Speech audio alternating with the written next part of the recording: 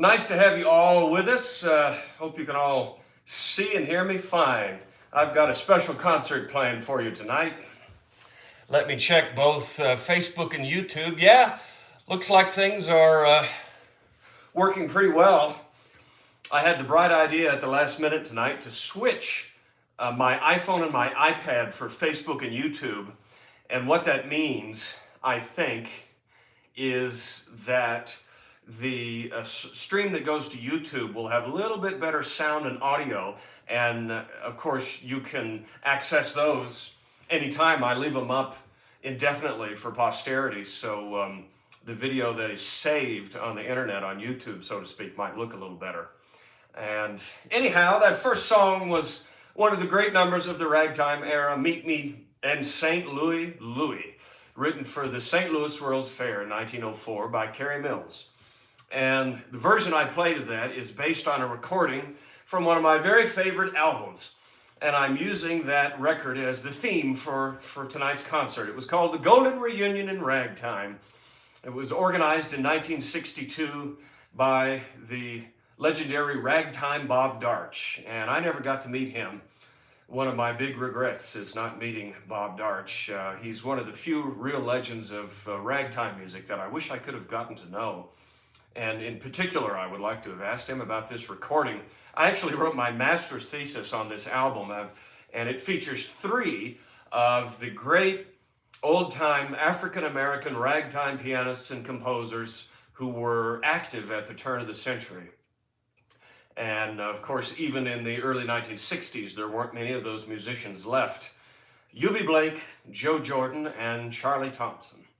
And I'll tell you a lot more about all of those guys as we go through the night. I've got a number of special pieces of music I want to play for you. Of course, I'll take some requests too if it kind of fits the theme. But I really hope you'll enjoy this as much as I am going to enjoy playing it for you. And let's see, what should I do next? I've got a list. Well, this one might be a good one to start. This is one of the songs they did on the record, and it's a very early ragtime number. In fact, I found out that it was Bert Williams' very first song, his first published song from 1895, believe it or not. And it was named after a woman who was a famous cakewalk dancer in the 1890s. Her name was Dora Dean. So this song is Dora Dean, and I'm going to kind of play it the way they did on the record. Those guys played almost everything in the key of D flat or G flat, which makes it very difficult to play. But I've listened to the record so many times I can kind of do it. So here's Dora Dean, the hottest gal I ever seen.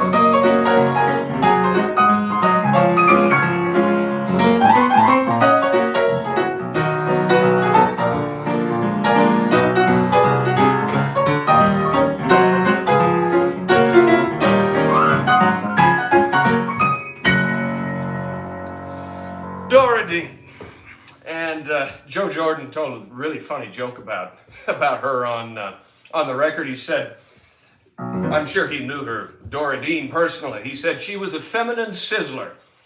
And he said, well, you know what a feminine sizzler is? He said, when she walked in the room caught on fire. It's a great little melody, kind of simple, but thanks, Dwayne. Now, I want to play a number of pieces written by each of these composers for you. I'll probably do a little less of the Eubie Blake since he's more well-known, and I already did a whole tribute concert to Eubie Blake. But starting out with Joe Jordan, he was the oldest, and these guys were all in their 70s and 80s when this record was made. If you've never heard it, it's not hard to find the record. It was pretty popular. You can get it on eBay and so forth. And Bob Darch had it reissued on CD about 20 years ago. The audio quality wasn't very good on that CD, but anyhow, let me do some of Joe's music for you. And Joe was part of the early ragtime scene in St. Louis, and then lived for a long time in Chicago, and retired to Tacoma, Washington, of all places. But while he was in Chicago, he worked at an important theater. It was called the Pekin Theater on 27th and State Street in Chicago. And it was the first theater that was owned and run completely by African Americans anywhere in the history of the world. And so I'd like to play for you one of the songs that Joe wrote that was popular during his days at the Pekin Theater. And he said that Abby Mitchell sang this song, who was Will Marion Cook's wife. Music by Joe Jordan, words by Will Marion Cook. And here's an original copy of the song from 1907. It's called Sweetie Dear. Will Marion Cook, who often worked with Joe, was one of the most important early black songwriters in pop music and on Broadway as well. So, oh dear, I have to be careful with these original copies. Here's Sweetie Dear by Joe Jordan.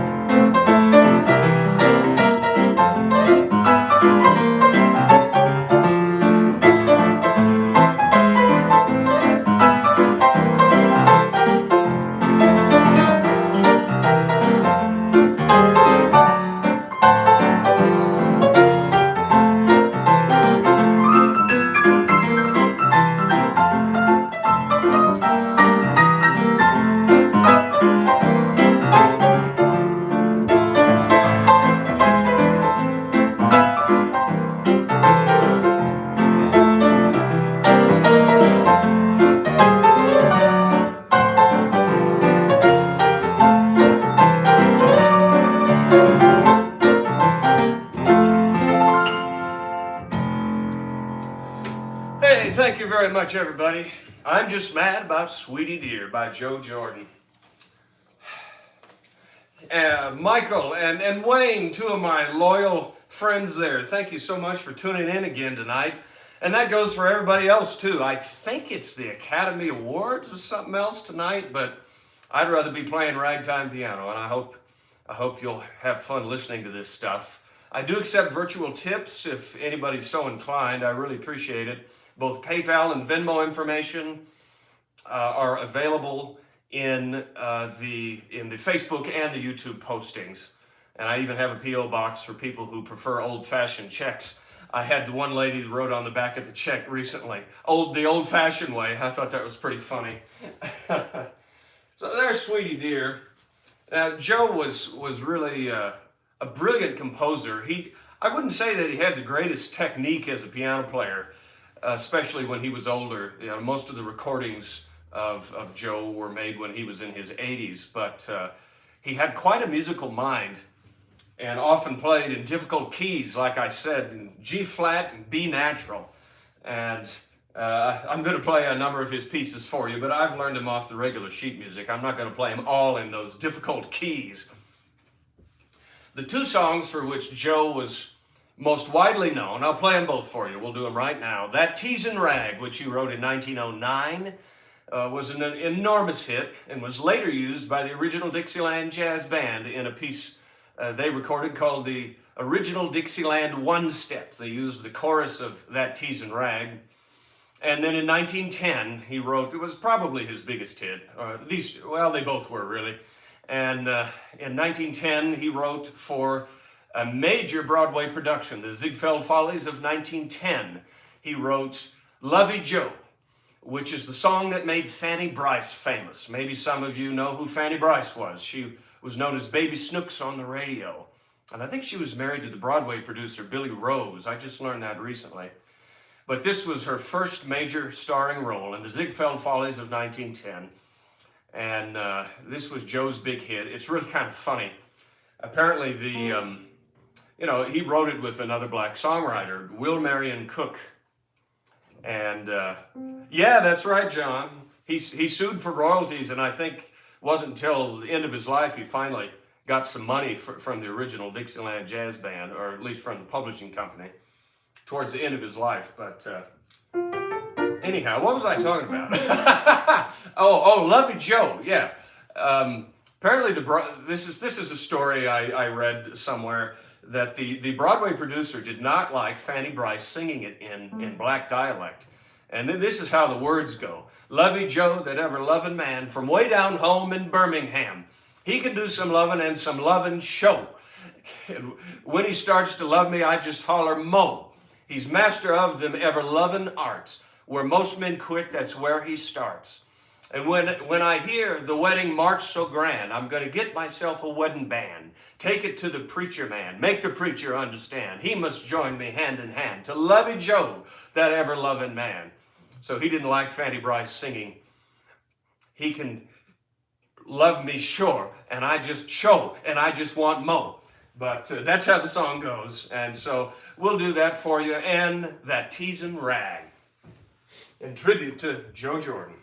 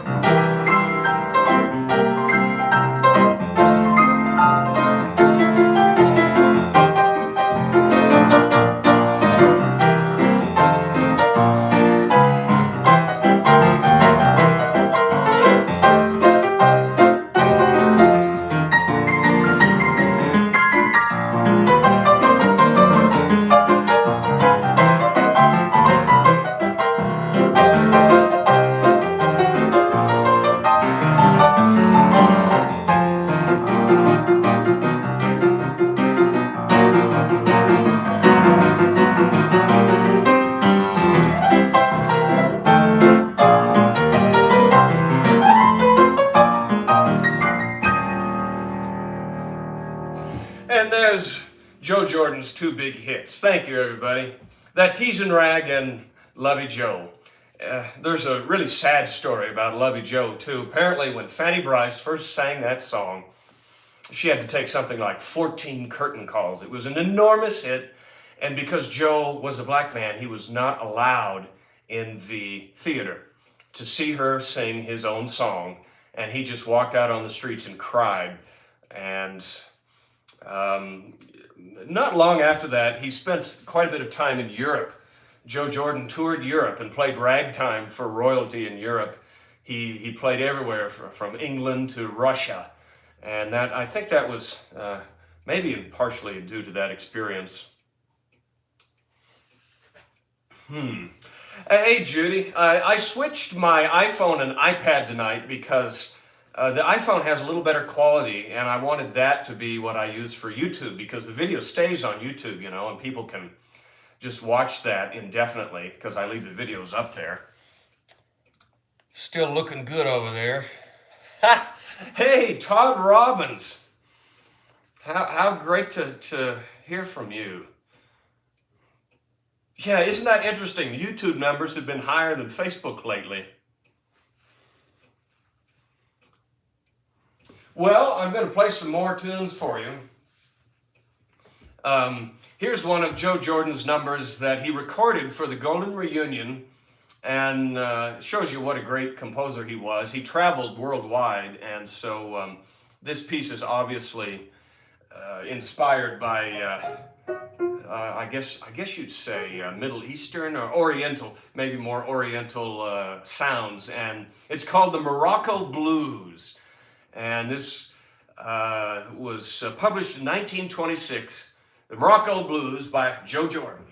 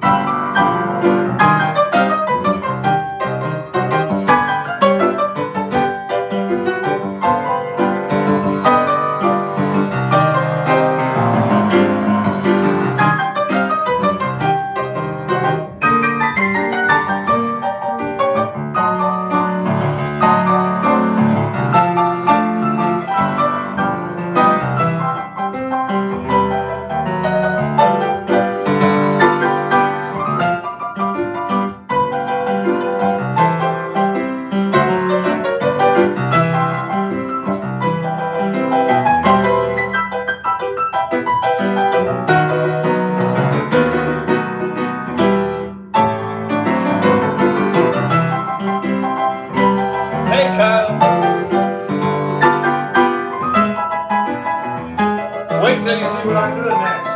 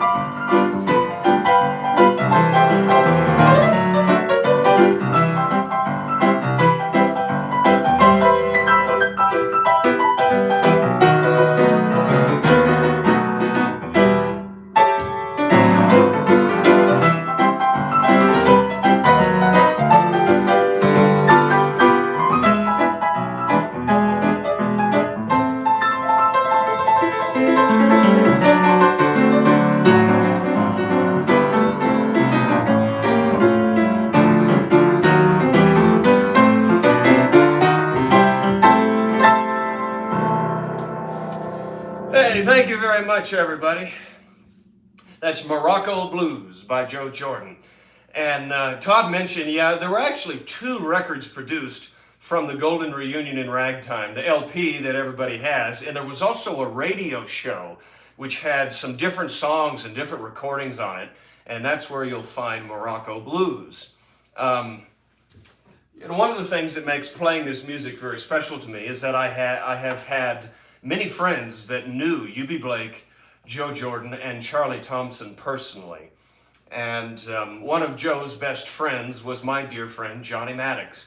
They were friends for about 8 or 10 years before Joe died. And Johnny was given many of Joe's manuscripts, which he passed on to me. And so I thought I would play one that is very fun.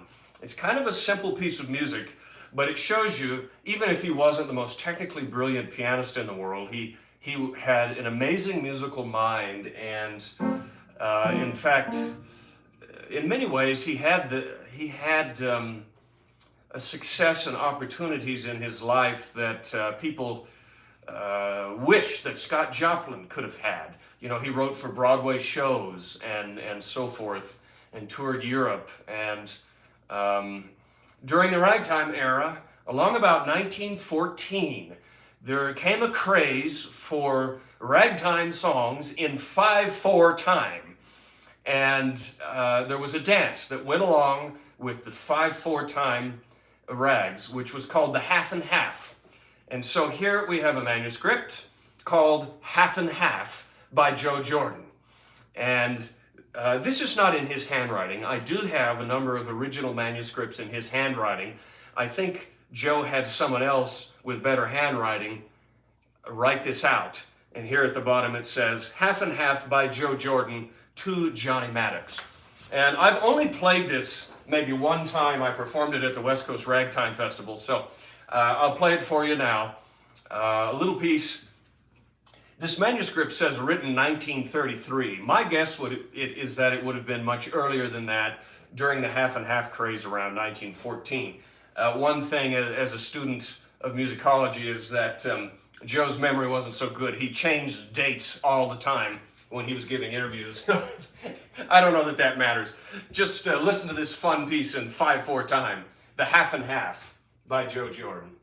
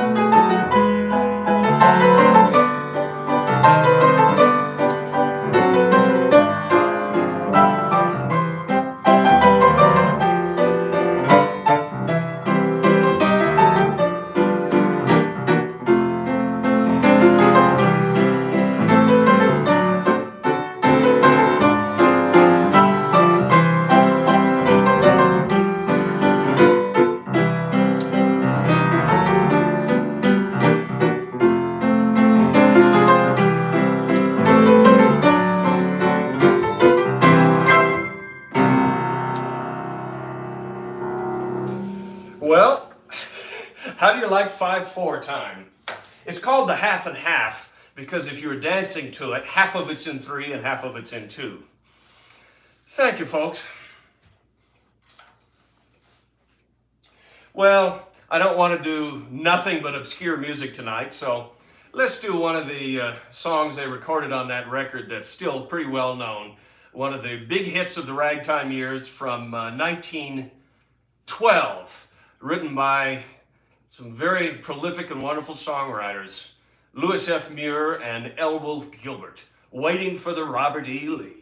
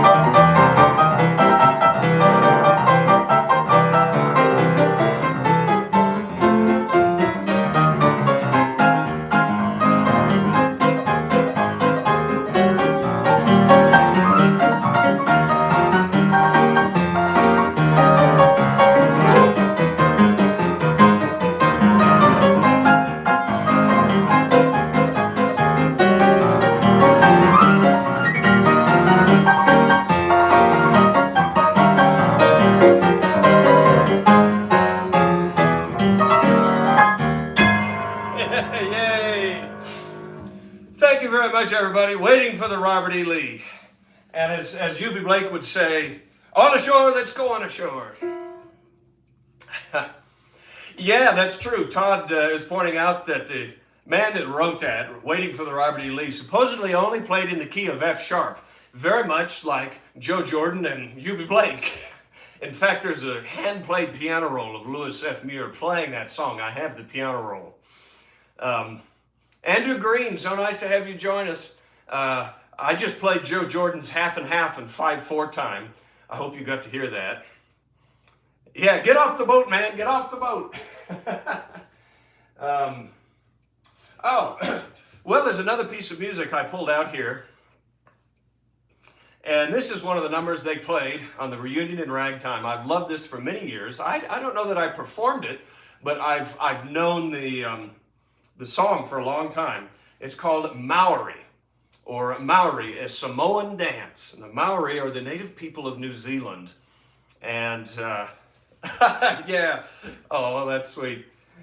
And Maori was written by an African-American composer named William H. Tyers, who also wrote a famous song called Panama, which is kind of a Dixieland jazz standard. Anyhow, this is the one that I like to play, and it was written in 1908, published by Gotham Attucks Music, which was an important publisher for black composers. And it's written in the key of C, but of course I'm not going to do it that way. We're going to do it in D flat and G flat, like Eubie Blake, Joe Jordan, and Charlie Thompson. So here we go with Maori. Has a little bit of a habanera rhythm to it. It's similar to a tango, but not quite the same.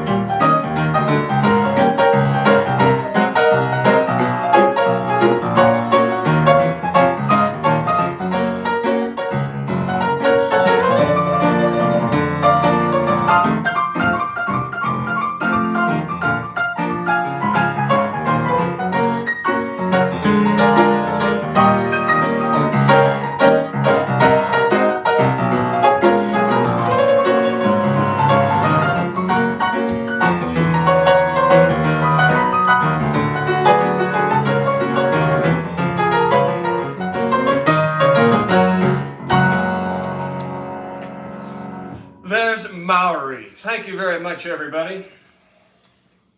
Let me carefully put this away. This is the instrumental edition of the sheet music. I'm still looking for the song version.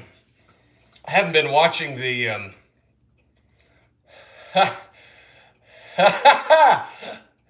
I wasn't watching the Facebook stream. I was watching YouTube there. And Amy, I love your comment. Take that, Dave Brubeck. Yeah, I can't say I'm much of a fan of modern jazz. In all fairness, I couldn't do what he played, and he probably couldn't do what I play. Well, here's a rag that I bet many of you have never heard, or certainly not in a long time. And Ragtime Bob Darch played this on the record when he was introducing the old-time musicians. When Eubie Blake and Jordan and Thompson got together to make this album, it was done at the Stereodity Studio in Fort Lauderdale, Florida in 1962. The three of them had known each other during the ragtime era, but had not seen each other for about 50 years. And Darch didn't tell any of the other three that the other gentlemen were coming. So it was quite a reunion. And again, when he was introducing these guys, this is the number that he played in the background, and it's a really great rag, and you never hear it these days. It was very popular when it first came out. It was written by Abe Holzman, who was a Tin Pan Alley writer of the turn of the century, and the date on it is 1899. We're going to do Bunch of Blackberries, everybody. This is more like a cakewalk than ragtime, really. Bunch of Blackberries.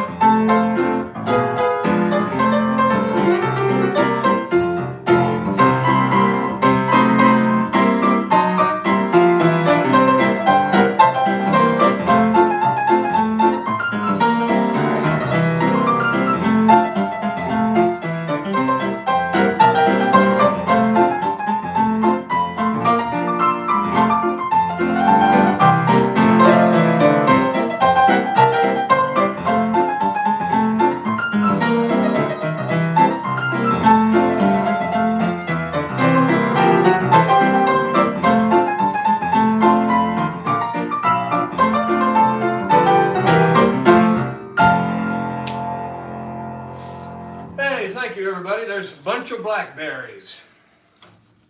I keep coming up with songs to play that I haven't played on these broadcasts yet. I guess that's the advantage of having a big collection of music and just loving music, you know. Let me check both streams here and try and keep an eye on them. Oh man, Andrew, I wish I could play Old Black Crow, but you know, that's one of those songs that's a lot better if you can sing it, and I sure in the heck can't sing it. So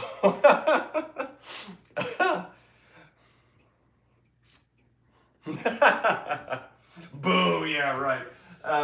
Well, let's do some of the music of Charlie Thompson now, shall we? Charlie was from St. Louis, and he was, I fail, yes, I know. He was the youngest of these guys. And the only friend that I had that really knew Charlie very well was the late Traber Tishner. And I spent a fair bit of time talking with Trevor about Charlie. And he was involved with, you know, a lot of the classic ragtime community in St. Louis, going back to the turn of the century when he was very young, I think. Hey, well, hi to Nigel. Oh, we played at the Hot Jazz thing together? Oh, I missed that. It was so much fun. Yeah, Andrew, I wish you could come out here and sing Old Black Crow with me. Well, Charlie Thompson, he was the least known of these composers. He only had one piece of music that was ever published. It was published in 1914 by a special division of John Stark. Oh, I'm really flattered by all the nice comments about the Oscars, guys. I thank you, and I figured there would be enough people that would rather listen to music. So we're going to do the Lily Rag by Charlie Thompson. And he had a very unusual style of playing, played completely by ear. Almost everything he played was an A flat or D flat. And yeah, you know, his style was probably unusual because he played by ear, but also because he played on the East Coast, and he was influenced by early stride piano players. James P. Johnson was his good friend and mentor. They were about the same age, though, and so you'll hear a little bit of stride piano in his style as well. But he was from St. Louis, and he was friends with Scott Joplin and Tom Turpin, so he had that influence as well. And I've spent quite a few years trying to figure out how to play in Charlie's style, and I've figured up I picked up a lot of his tricks in the years I've been listening to his recordings and studying it. Anyhow, here's the fun Lily Rag.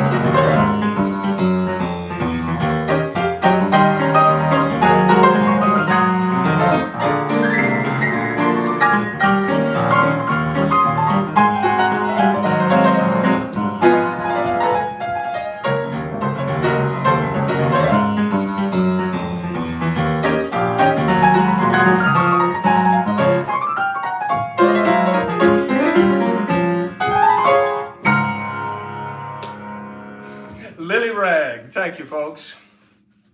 Well, one of the things that Charlie Thompson was known for is in 1916, he won the Missouri State Championship for ragtime piano. And he competed against the man that is today called the father of St. Louis ragtime, Tom Turpin. And, very true, Todd. I'm reading comments from Todd Robbins here. He's quite a historian of ragtime, too. And anyway, in the notes that I have, some of the interviews with Charlie Thompson, he says that the two pieces of music he used in the contest against Tom Turpin were the Lily Rag and this piece, which is called the Delmar Rag.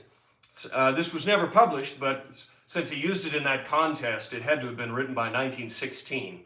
And there is a street called Delmar Boulevard in St. Louis, but Traber Tishner told me that this was named for an early amusement park called Delmar Gardens in St. Louis. And I don't think that's written down anywhere. Traber told me that. You can see pictures of Delmar Gardens on Google. Anyhow, this is the type of, both of these are the type of pieces that were used in those flashy ragtime cutting contests back in the early 1900s. And this one is based very, very loosely on a theme by the great classical composer Mendelssohn, Mendelssohn's Spring Song. And you may know that as a love theme that's used in movies. It certainly would have been used for silent movies. I'll quote it just very briefly during the rag so you can see how it sort of fits into the music. And anyhow, here's Charlie Thompson's Delmar Rag.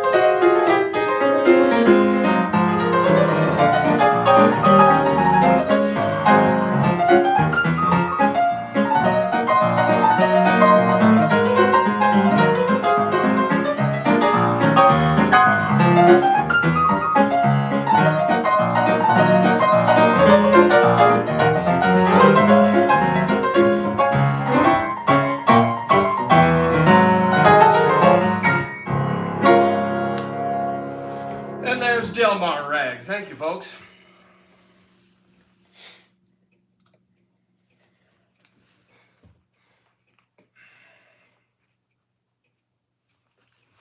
Um, I'm going to keep playing some of Charlie's pieces. I don't perform these very often or get the chance to. I hope you will be interested to hear them. Again, all except for the Lily Rag, none of this music was ever published. And when I first met Tom Breyer, what I asked him to do was to transcribe these pieces of music for me, and that's how I initially learned them, and I've kind of developed my own versions over the years. Well, Charlie Thompson not only played ragtime, but he was also really proficient with the blues. And so I'm going to play two of his blues for you. And the first is a slow blues, and he played it under different titles. The first recording of it that he ever made was called Lingering Blues. So this is what I'll play for you next. And I always listen to his recordings when I'm driving through St. Louis. Something about this particular tune makes me think of the old part of downtown St. Louis. I can just see him playing this in a bar, you know, in the 1910s or 20s. So here's the Lingering Blues by Charlie Thompson.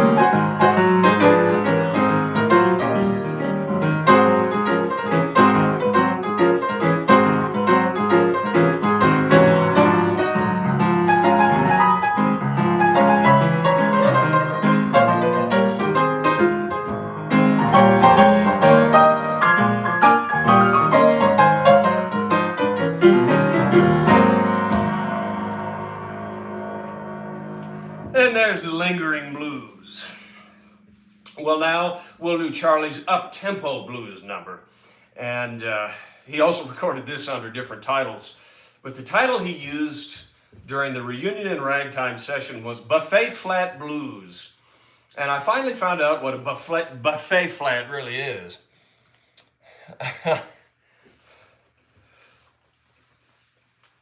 And actually, it was Frederick Hodges that told me about this. He said that he was reading a book on the blues singer Bessie Smith, and that she talked about buffet flat. And it was a term that blacks used in St. Louis and Detroit, in those areas for no, it wasn't exactly a rent party, Todd. According to Bessie Smith, it was both a house of ill repute and a speakeasy. So during the 20s, you had Prohibition, and you know, a lot of these piano players played in bordellos too. So it was both, and that's why it was called a buffet flat. And maybe they did raise rent money too at those places. I don't think so. I think they were independent clubs, and that's what is supposedly in this book about Bessie Smith. But anyhow, it's very unusual. This is a fast blues. It's really boogie woogie piano is what it is, and it's in the key of A flat. Charlie Thompson's Buffet Flat Blues.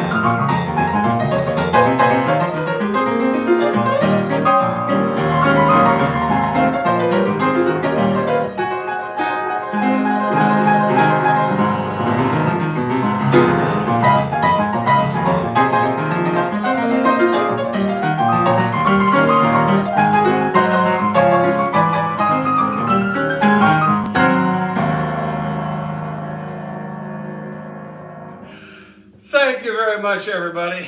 Yeah, that's definitely an unusual piece.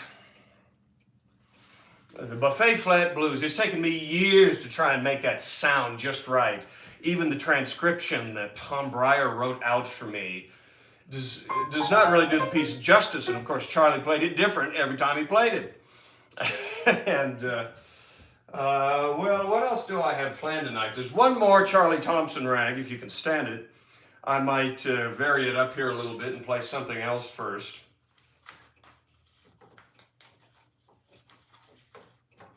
Anybody have requests tonight?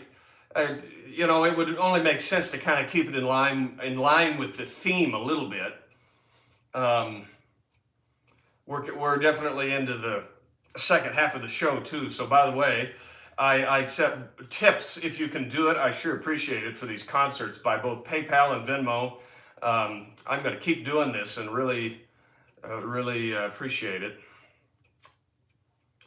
Oh yeah. Well, Andrew, you missed the Joe Jordan section of the show.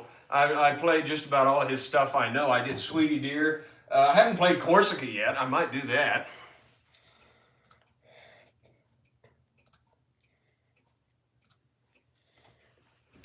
The Pekin Rag, I think it's the last section of Pekin Rag is actually based on the chorus of Sweetie Dear. Ha! Good. I hope you're all enjoying the stories behind the music tonight. Maybe it's a little more than I usually do, but I had the idea to do this theme, and it was certainly exciting for me. So let's do Corsica by Joe Jordan, and I'll do it the way that Johnny taught it to me. He plays it with another song written by a black songwriter named J. Lubry Hill, and it's a famous song because Laurel and Hardy used it in one of their movies. Oh, Todd, that's a great idea. I'll do that too. But let's do Corsica first, and I play it with At the Ball, That's All. Maybe some of you will recognize that. This is one of Joe Jordan's most beautiful songs. Again, another unpublished piece of music, and I learned this from Johnny. Here it goes.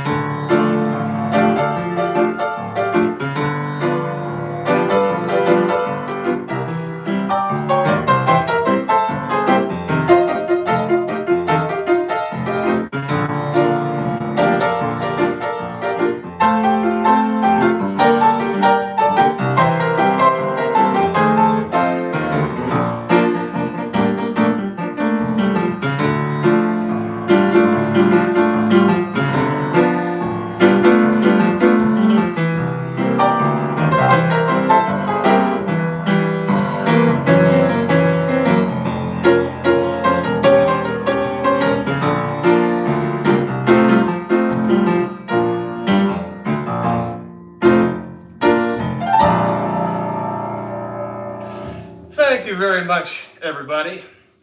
Yeah, I'm reading some of the comments here on YouTube, and yes, Todd, there is a verse to Corsica, and it's very much like that Tease and Rag. Johnny swore to me that Joe said he wrote it in the same year as the Tease and Rag, 1909. So I think that's more than a coincidence. Personally, I think the up-tempo verse doesn't really go with the chorus of the song so much, and I like playing it with At the Ball, That's All. Colleen, I do have music for it. I have the manuscript, which Johnny gave to me, and I have it scanned, so just remind me, and I'd be happy to email it to you anytime. There's also words to the song, to Corsica, and I've never heard anyone sing it, ever. I would really love to hear that one of these days.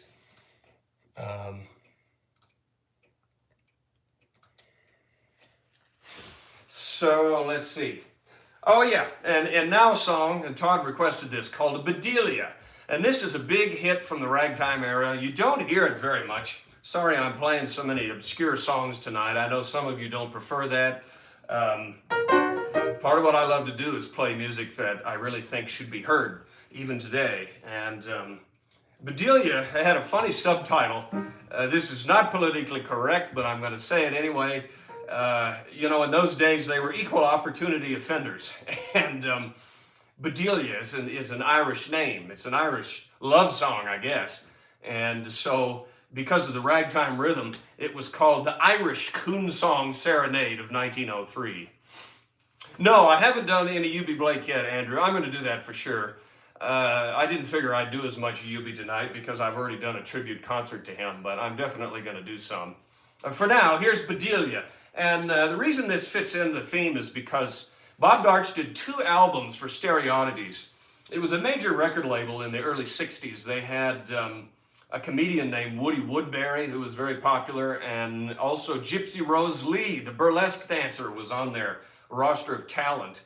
And I think these albums sold hundreds of thousands of copies. By today's standards for ragtime music, that's pretty good, you know. And so on the second album that Bob Darch did for Stereo Oddities, you can hear him sing Bedelia along with Eubie and Joe and Charlie. I kind of play it the way they did, if I remember it. Let's see.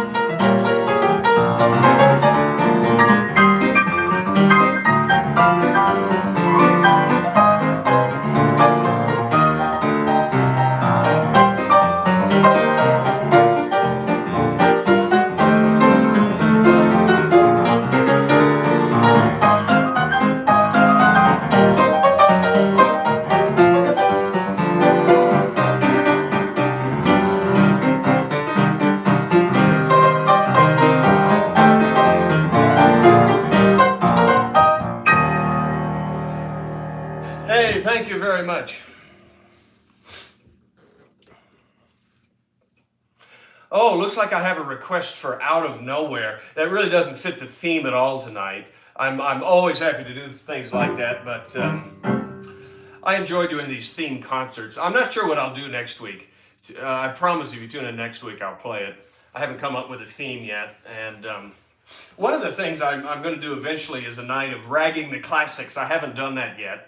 And the reason I put it off is it's going to take me quite a bit of practice to come up with enough of that kind of music to fill a 2-hour concert. But anyhow, I have one more Charlie Thompson rag to do. And oh, I've got oh, Amy, no, that's not the Streets of Cairo, actually. It's just a similar melody. Got a request for Bill Bailey. That fits the theme a little bit more, so let me do Bill Bailey, Won't You Please Come Home. I'm over on Facebook now. That I was thinking about that earlier, and in fact, they played that on the reunion in Ragtime. So here's my arrangement of it. I don't play it in a ridiculous key like F sharp, like they do, but we'll do it in F natural. Bill Bailey, Won't You Please Come Home.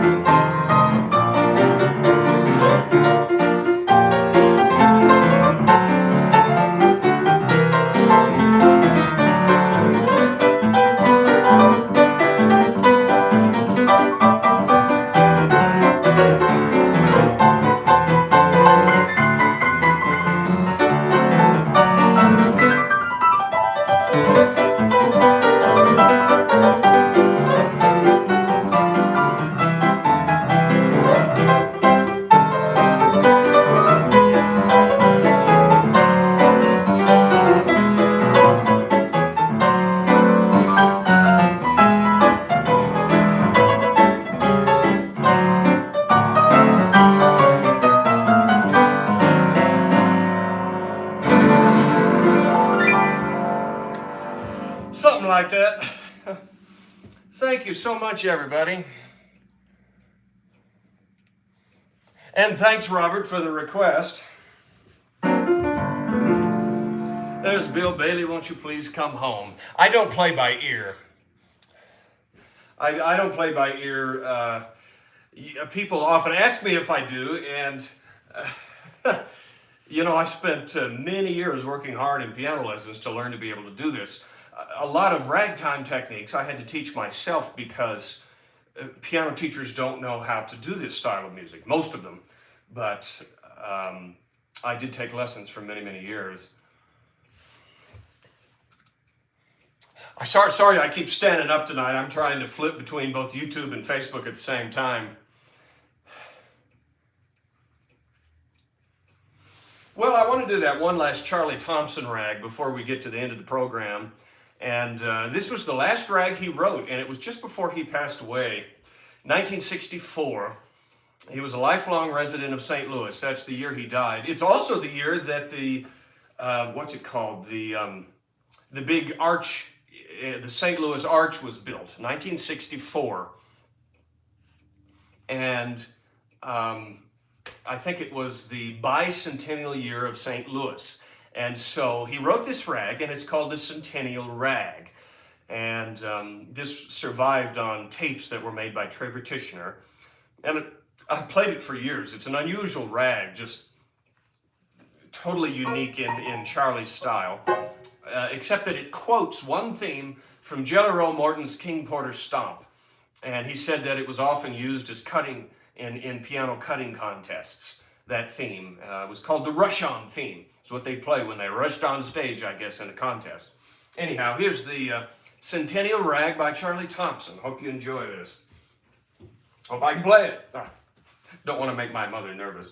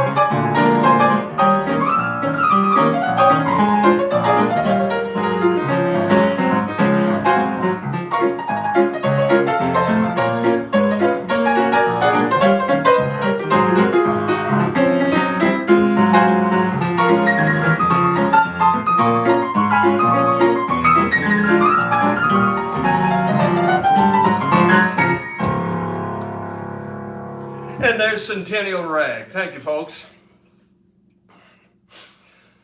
Oh, thanks, Charles. It's interesting that you mentioned Tom Breyer. Again, he's the one who transcribed these Charlie Thompson rags for me. And yeah, we sure miss having him around.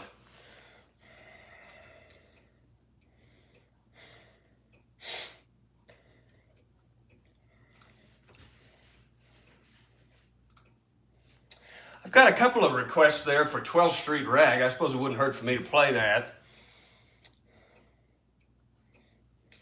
Doesn't have anything to do with this album, but that doesn't matter. It's one of the famous ragtime pieces, and I play it very much the way that the composer Eubie Bowman originally wrote it. I suppose I'll go ahead and play that for you. I've got time here before I quit tonight. And so, let me make sure I'm not... No, I don't think I'm forgetting anything I planned to play. So let me do the 12th Street Rag for you, complete with the original introduction, how the composer wrote it. So authentic Texas ragtime, written in Fort Worth in 1914, 12th Street Rag.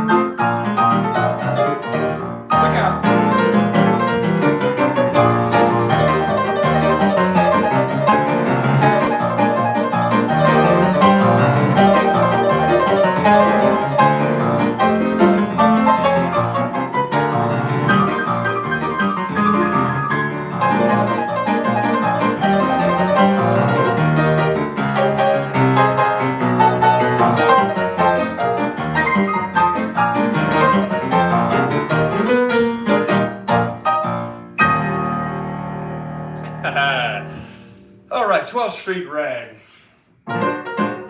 Charlie Thompson played that. I'm sure all of those guys did. Of course, he played it in his own style, and it was so unique. We would put it in the key of D flat, of course. See, doesn't it sound different? Every musical key has a little bit of a different sound to it.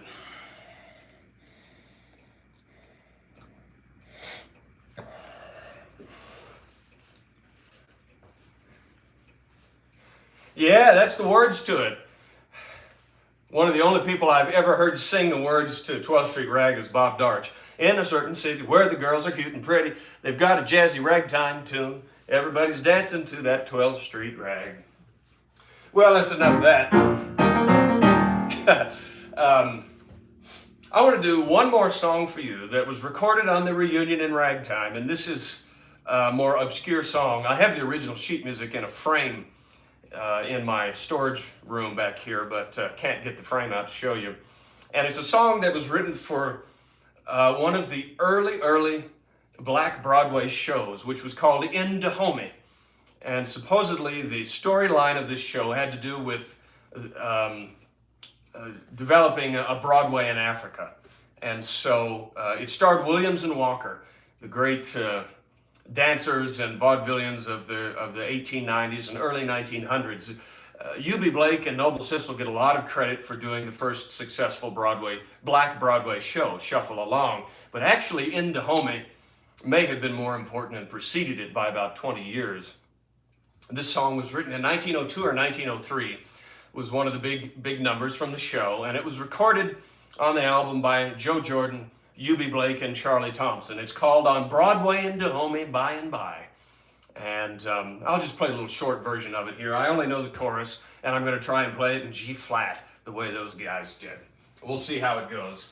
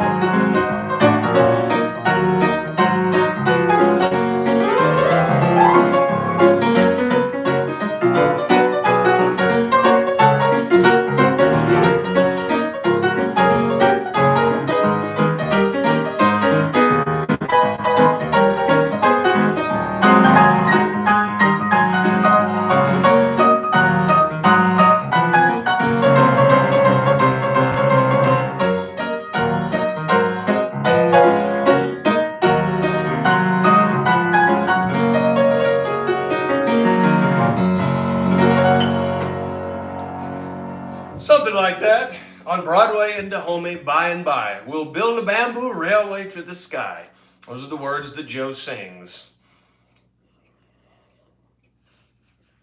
And, well, we're getting towards the end of the program, and I haven't played much Eubie Blake yet, although some of this music I've been playing in his style. I want to do, for sure, Memories of You, which Eubie said it was his favorite of his own compositions. It's a beautiful ballad that he wrote for another Black Broadway show called Lou Leslie's Blackbirds of 1930. And I play the solo piano concert arrangement that Eubie often used. And sometimes when I play this, I'll use one of Eubie's rags. It was one of his hot, fast ragtime numbers called Troublesome Ivories, and make a medley out of the two. So I think that's what I'll do for you now. I don't, the Troublesome Ivories wasn't used in the reunion in Ragtime, but anyhow, it's some great Eubie Blake music. And for more of Eubie's music, I did a virtual concert that was entirely in tribute to him. I think almost everything I played that night was written by Eubie Blake, and I was really happy with the performance that night. It's still up on YouTube if you want to see it. It's just called Tribute to Eubie Blake. Anyhow, the story about Memories of You that's so wonderful is that the first time Eubie was ever able to record the song himself was during the Golden Reunion in Ragtime recording session. He had never been able to play it in front of a microphone himself, and that was in 1962, many years after he'd written it. And the story is that there wasn't a dry eye in the studio after he'd finished playing that. Anyhow, here's some Eubie Blake.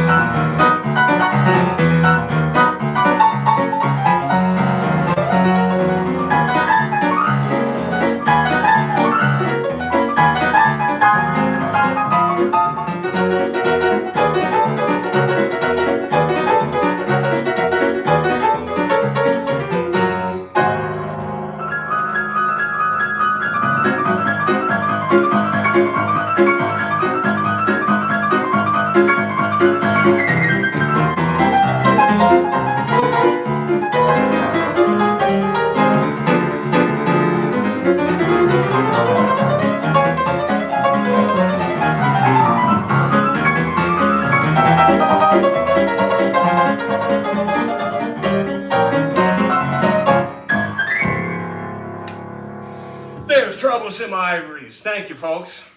I saw some interesting comments. I didn't know that Memories of You was based on To a Wild Rose. Did I read that correctly? I've played that for many years and I never knew that. I'll have to listen to it more closely. Huh. No kidding. Well, thank you so much for tuning in tonight, folks. I really hope you've enjoyed our own little reunion in Ragtime. And if you can leave a virtual tip, I appreciate that so much. I certainly intend to do another virtual concert next Sunday night. I'm not sure what my theme will be. I might just do a request night, since I didn't do many tonight. And that'll give me some time to practice for doing a show of ragging the classics. We'll see how long that takes me. Anyhow, thank you so much for tuning in, folks. If you want to know more about that album, just contact me and I'll send you my master's thesis. just a little light reading. It's only 70 pages. Good night for now, folks.